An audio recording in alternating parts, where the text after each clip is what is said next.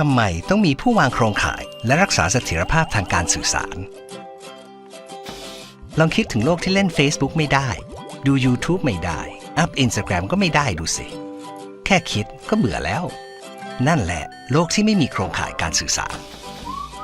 โครงข่ายการสื่อสารหากเปรียบไปก็เหมือนกับถนนเป็นเส้นทางขนส่งรูปภาพข้อความไฟล์งานคลิปวิดีโอและข้อมูลต่างๆที่อยู่ในรูปสัญญาณดิจิทัลจากเราไปสู่ทั่วโลกและจากทั่วโลกมาสู่เราทำให้ชีวิตไม่ขาดความสุขความรู้และที่สำคัญที่สุดคือโอกาสในชีวิต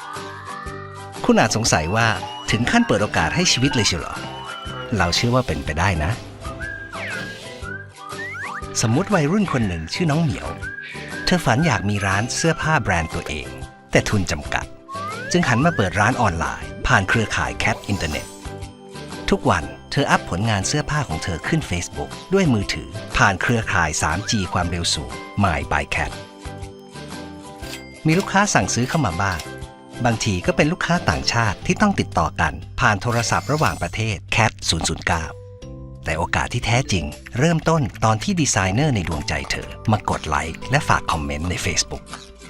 คุณอาจคิดว่ามันก็แค่เหตุการณ์สมมุติแต่บางทีเรื่องจริงอาจจะ Amazing ยิ่งกว่านี้โครงข่ายการสื่อสารสำคัญเท่าชีวิตและต้องลงทุนมหาศาลบริษัทกสทโทรคมนาคมจำกัดมหาชนหรือ CAT ซึ่งเป็นหน่วยงานรัฐวิสาหกิจจึงมุ่งมั่นทุ่มเทวางโครงข่ายประสิทธิภาพสูงทั้งบนฟ้าพื้นดินและใต้น้ำพร้อมทั้งพัฒนาต่อเนื่องอย่างไม่หยุดยั้ง